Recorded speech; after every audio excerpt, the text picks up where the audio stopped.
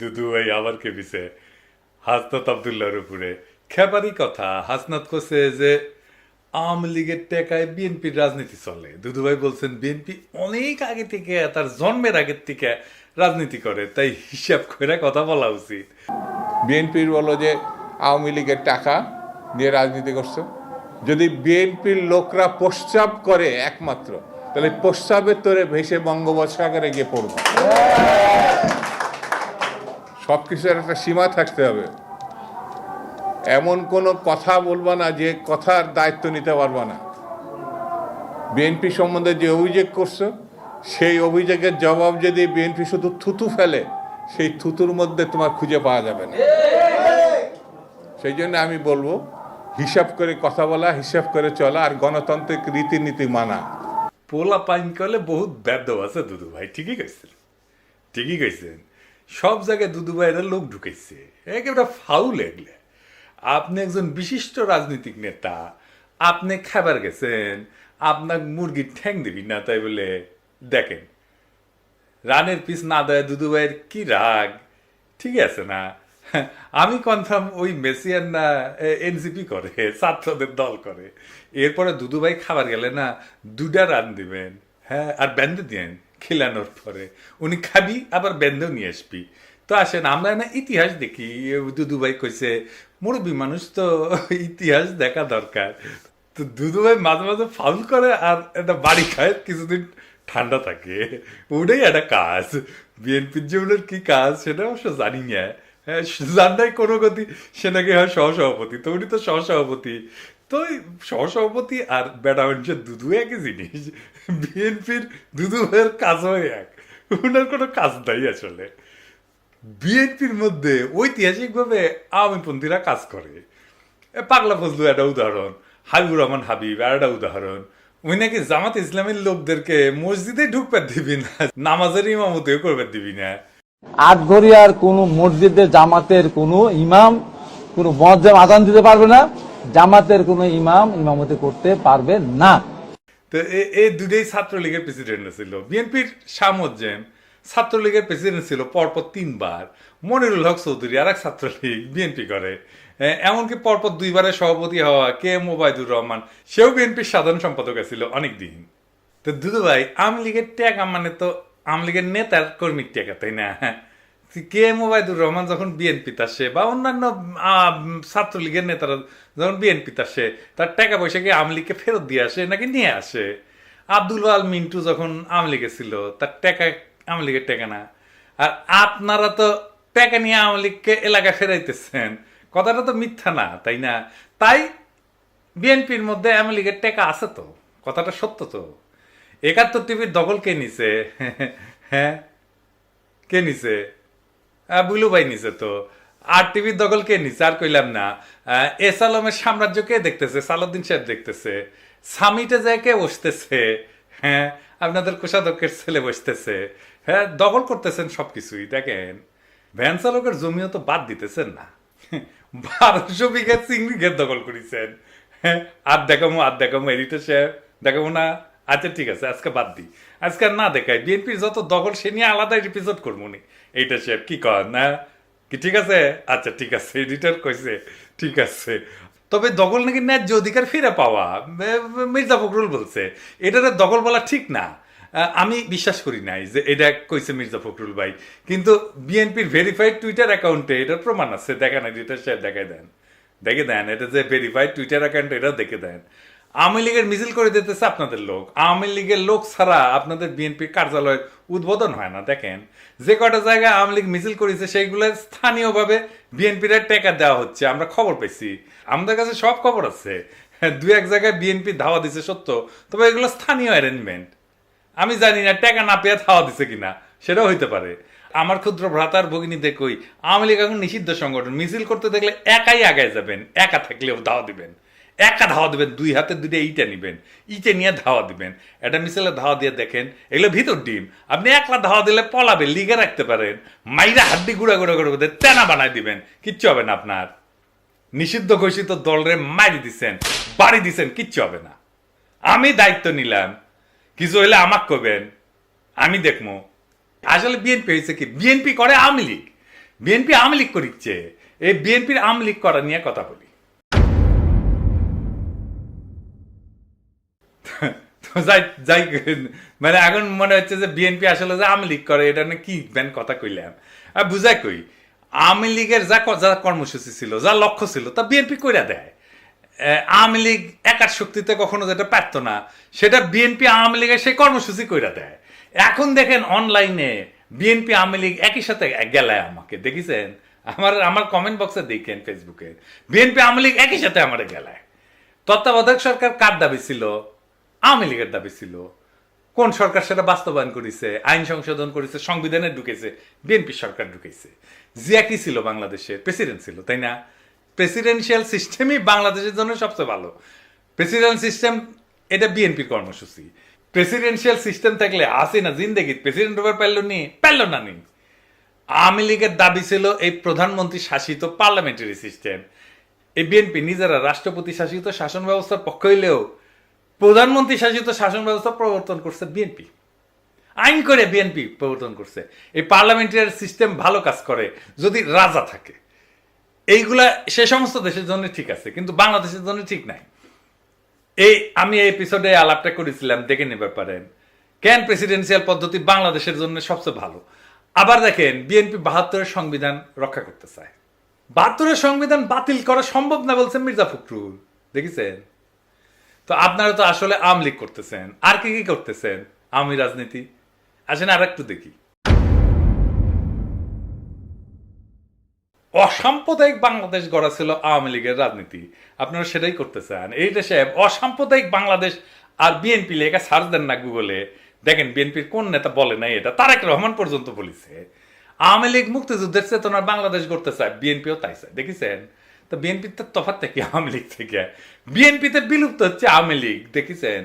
আপনারাই ডাকতেছেন আওয়ামী লীগদের বিএনপি করার জন্য। হ্যাঁ দেখেন সব নেতাই ডাকিচ্ছে আর কি, রিজভি ভাই ডাকিচ্ছে, আমি খুশিও ডাকিচ্ছে, সবাই ডাকিচ্ছে। যান লাইন ধরেন, বিএনপির লাইন ধরেন। সালাউদ্দিন কাদের চৌধুরী কইছিল যে আওয়ামী লীগ একটা আশ্চর্য মেশিন, সব রাজাকার ঢুকাইলে মুক্তিযোদ্ধা বেড়ায়। তো এরকম বিএনপি একটা আশ্চর্য মেশিন হয়েছে, সব আওয়ামী লীগ ঢুকাইলে বিএনপি হয়ে বেড়াবে। রবীন্দ্রনাথ শুনলে কাজ হয়ে পড়ে বিএনপি, দেখেছেন? আমরা যে জাতীয় সঙ্গীত পাল্টাইতে চাই, সেই জাতীয় সঙ্গীত নিয়ে বিএনপি গর্বিত।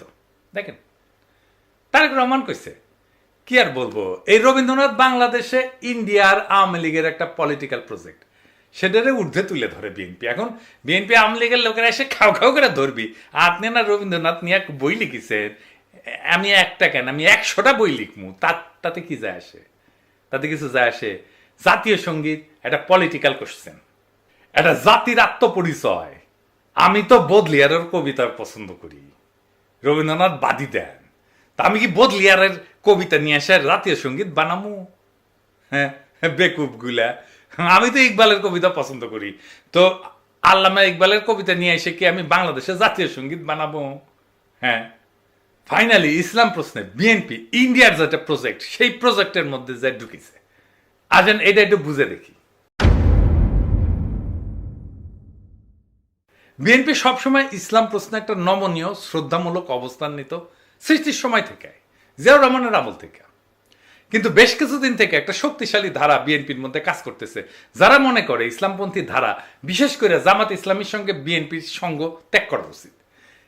এইটা বাস্তবায়িত হয়েছে পূর্ণাঙ্গভাবে হাসিনা পতনের পরে। দল হিসাবে ইসলাম প্রশ্নে বিএনপি কিভাবে নীতিগত কৌশলগতভাবে মোকাবেলা করবে তা নিয়ে অবশ্যই তারা সিদ্ধান্ত নিতে পারে। কিন্তু একটা জিনিস বুঝতে হবে বাংলাদেশের সবাইকে, যারা রাজনীতি করতে চায়, যারা ভবিষ্যতের রাজনীতি করবে, সবাইকে, সেটা হইতেছে আদর্শগত মর্মের দিক থেকে বাংলাদেশের বর্তমান এবং আগামী রাজনীতির নির্ধারক হচ্ছে ইসলাম প্রশ্ন। এটাকে এড়ায় যাওয়ার উপায় নাই, যেভাবেই বলেন না কেন এটাকে এড়ায় যেতে পারবেন না। মর্মের দিক থেকে বাংলাদেশের আগামী রাজনীতির এইটাই নির্ধারক প্রশ্ন, আপনি চান বা না চান। পাশ্চাত্য লিবারাল রাজনীতির কাঠামোর মধ্যে বাংলাদেশের সংখ্যাগরিষ্ঠ জনগণের ধর্মীয় আবেগ, সংবেদনা, স্বপ্ন, সংকল্প বিএনপি তার জাতীয়তাবাদী রাজনীতির বয়ানের মধ্যে কিভাবে অন্তর্ভুক্ত করবে, সেটা একটা বুদ্ধিভিত্তিক কাজ হইতে পারত, সাহায্য নিতে পারত। সেটা তো নিবে না, ওরা সবার থেকে বেশি বুঝে। এইটা একটা খুব ইন্টেলেকচুয়াল ট্যাকটিক্যাল কৌশলগত কাজ হইতো, বলাই বাহুল্য। বিএনপি সেটা করতে সক্ষম না, এটা তাদের কম্যও না। তারা বুঝাই দিছে এটা তারা পারবে না। সেকুলার ইসলামপন্থীদের জোটে একসঙ্গে ধরে রেখা, শেখ হাসিনার শাসনের বিপরীতে বিএনপি একটা সময় পর্যন্ত দাঁড়িয়ে থাকতে পারছিল। কতক্ষণ? যখন খালেদা জিয়া ক্ষমতায় ছিল, যখন খালেদা জিয়া নেতৃত্বে ছিল। সেটা লিবারেল রাজনীতির সংস্কৃতির দিক থেকে একটা খুব বড় সাফল্য ছিল। ইন্ডিয়া এই সাফল্যটা নস্যাৎ করতে বদ্ধপরিকর ছিল। তারা পরিকল্পনা করছে। ইন্ডিয়ার এই কৌশল শুধু জামাত ইসলামকে বিএনপি থেকে বিচ্ছিন্ন করে না, মূলত ভারতীয় আধিপত্যবাদের বিপরীতে ধর্মনিরপেক্ষতাপন্থী এবং ভারতীয় আধিপত্যবাদের বিরুদ্ধে সেকুলারপন্থী এবং ইসলামপন্থীদের সম্ভাব্য ঐক্যের যে কোনো সম্ভাবনা ভারত নস্যাৎ করে দিতে চায়। 20 দলীয় জোটের মধ্যে এই ঐক্যের একটা বীজ ছিল। এটার অঙ্কুরেই বিনষ্ট করা ছিল ভারতের রাজনীতির একটা বিরাট কৌশল। বিএনপি এবং ইসলামপন্থীদের মধ্যে ফাটল ধরানো, সেই জন্য শেখ হাসিনা, বাম এদের একটা অন্যতম কৌশল ছিল। ফ্যাসিবাদের বিরুদ্ধে জুলাই আগস্ট বিপ্লবে এই যে সেকুলার, বাম, ইসলামপন্থীদের ঐক্য একটা খুবই তাৎপর্যপূর্ণ রাজনৈতিক সন্ধি ছিল। এর বিপদ বুঝবার বিচক্ষণতা ভারতের আছে। এই রাজনৈতিক সন্ধির বীজ জাতীয় রাজনীতির সম্ভাব্য দিক নির্দেশক হয়ে ওঠার আগেই ভারতকে সমূলে নষ্ট করে দিল বিএনপিকে দিয়া। ভারত তার বিপদের ক্ষেত্রগুলোকে বাস পাখির মতো চোখ এনে ধরতে পারে বাংলাদেশে। 71-এর মুক্তিযুদ্ধে জামাত ইসলামের ভূমিকার বিচার আর বাংলাদেশের ইতিহাস, সমাজ, সংস্কৃতি আর রাজনীতিতে ইসলামের ভূমিকার প্রশ্ন দুইটা আলাদা প্রশ্ন।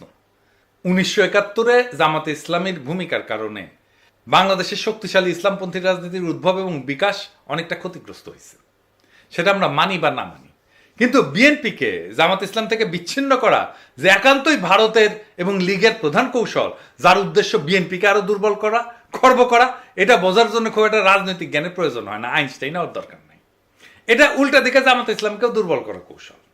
আমি মুক্তিযুদ্ধের চেতনার প্রশ্নে তারেক রহমানের একটা পুরনো সাক্ষাৎকার দেখাই, যখন খালেদা জিয়া বিএনপির প্রধান, যখন খালেদা জিয়ার নেতা, সেই সময় বিএনপি আসলে মুক্তিযুদ্ধ প্রশ্নে কি স্ট্যান্ড নিত।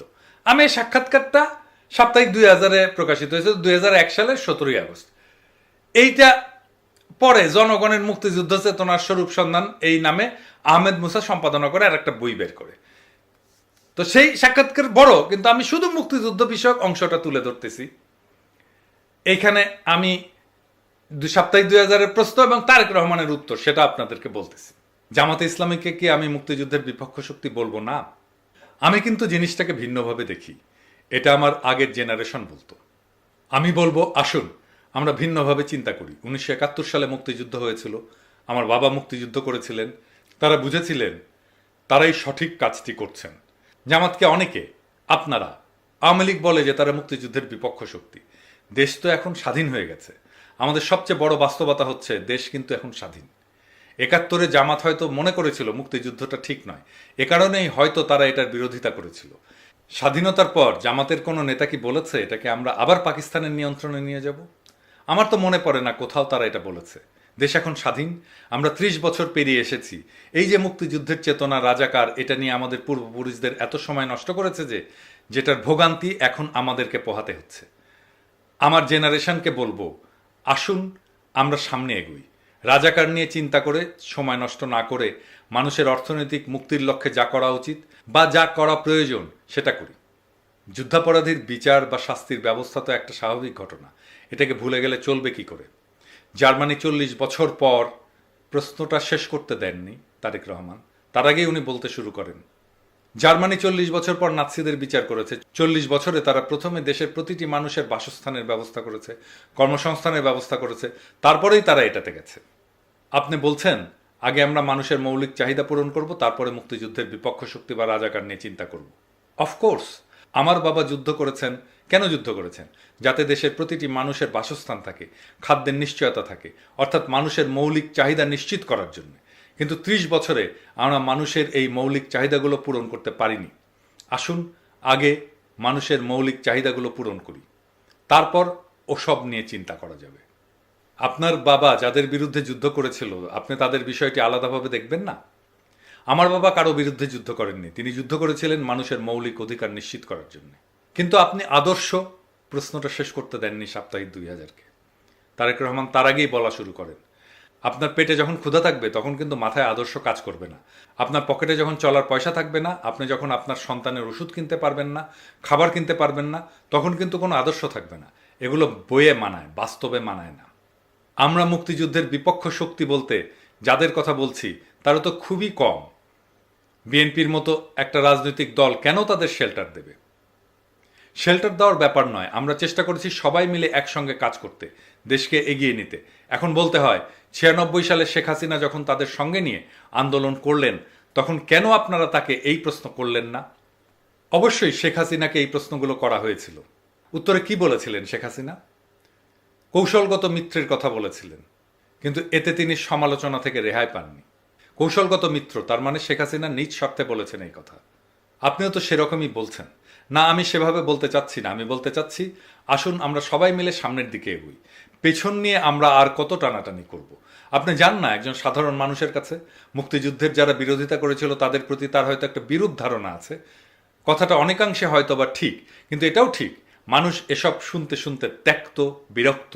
মানুষ এখন নতুন কিছু শুনতে চায়, নতুন কিছু দেখতে চায়। বিএনপি এখন নতুন কিছু বলছে না, ওই পুরনো কথাগুলোই যা আওয়ামী লীগ বলতো সেটাই এখন বিএনপির কর্মীরা বলে, সেটাই এখন বিএনপির নেতারা বলে। বিএনপি নিজেই তার এই অবস্থান মানে না। বিএনপি এখন তারেক রহমানের দেওয়া বক্তব্যের উল্টা কথা বলে। এই বিএনপি কার খপ্পরে পড়ে এই রাজনৈতিক অবস্থান নিল, সেটা কি বিএনপি স্পষ্ট করা উচিত না? নাকি সেই সময় তারেক রহমান সেটা ভুল বলছিল? বিএনপি যদি এর ব্যাখ্যা দিতে না পারে, তাহলে তো আপনি ওই দলের কোনো কথাতেই আস্থা রাখতে পারবেন না। ওরা ক্ষমতায় যে যা খুশি তাই করবে, আগের সব কথা উল্টাই দেবে, তাই দিচ্ছে।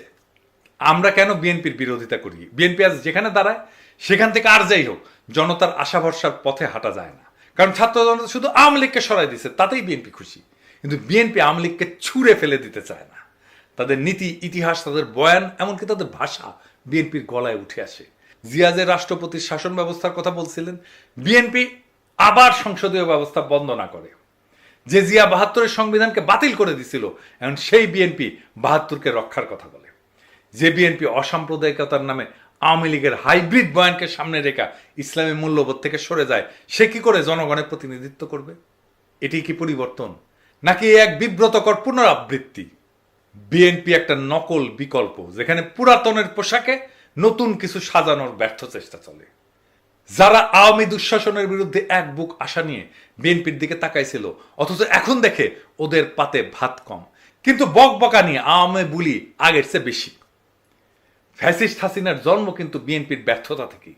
ছাত্র জনতা তাদের নিশ্চিহ্ন হওয়া থেকে বাঁচাইছে বিএনপিকে, আর সেই ছাত্রদের মুতে ভাষায় দিতে চায় বিএনপি। যদি বিএনপির লোকরা প্রস্রাব করে একমাত্র, তাহলে প্রস্রাবের তোরে ভেসে বঙ্গোপসাগরে গিয়ে পড়বে। বিএনপির এই নীতিহীন সফট আওয়ামীকরণ প্রক্রিয়া আসলে রাজনৈতিক আত্মহত্যা। এই পথ জনতার না, এটা মিটমাটের, কম্প্রোমাইজের আর আত্মসমর্পণের পথ। এই পথ নতুন বাংলাদেশের পথ হতে পারে না। আজ প্রয়োজন নতুন এক প্রস্তাবনার, একটা মৌলিক বিপরীত রাজনীতির, যেখানে ইসলামপন্থী শক্তি, জনগণের জীবন ঘনিষ্ঠ চেতনা আর রাষ্ট্রীয় ন্যায় বিচার এক মোহনায় মিলবে। যেখানে মুক্তিযুদ্ধের মানে হবে না কোনো দলীয় ট্যাগলাইন, বরং জনগণের সত্যিকারের মুক্তির সূচনা। যেখানে ইসলাম ধর্ম হবে রাষ্ট্রের গভীর মূল্যবোধের ভিত্তি, আর যেখানে নেতৃত্ব আসবে জনগণের ভিতর থেকে, সেই নেতৃত্ব যে ভারতপন্থী না। বিএনপির সামনে এখন মাত্র দুইটা রাস্তা খোলা আছে: নকল আওয়ামী লীগ হয়ে মুছে যাওয়া ইতিহাস থেকে, অথবা আওয়ামীকরণ ছুঁড়ে ফেলে সত্যিকারের জনতার বিকল্পে রূপান্তরিত হওয়া। জনগণ ক্ষমা করতে জানে, কিন্তু জনগণ প্রতারণা চেনে।